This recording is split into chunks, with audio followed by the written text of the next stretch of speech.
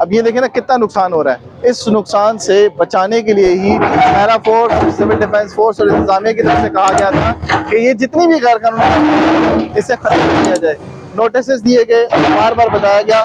उस दिन जो ऑपरेशन हुआ था उसमें भी पैरा फोर्स की तरफ से दोनों इंस्पेक्टर्स ने कहा था अपनी जो गैर कानूनी तामीरात है वो खत्म करते हैं, लेकिन ये खत्म नहीं की गई। उसके बाद ये नुकसान हो रहा है। तो पंजाब गवर्नमेंट की तरफ से ये अहकाम है कि शटर से बाहर कोई गैर कानूनी तामीर या गैर कानूनी तजावज़ नहीं होगा। अगर होगा तो इस तरह से आपका नुकसान हो सकता है। तो जितने दुकानदार हैं, पैरा फोर्स की तरफ से ये मैसेज है, पंजाब गवर्नमेंट की तरफ से ये मैसेज है आपको कि अपनी जो गैर कानूनी तामीरात हैं और गैर कानूनी जो आपने तजावज़ात किए हुए हैं वो ख़त्म कर लें।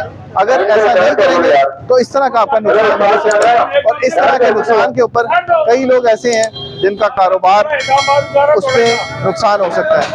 तो अपने कारोबार को बचाएं, किसी भी तरह की जो गैर कानूनी सरगर्मी है उसे ख़त्म कर दें ताकि इस तरह का नुकसान ना हो सके।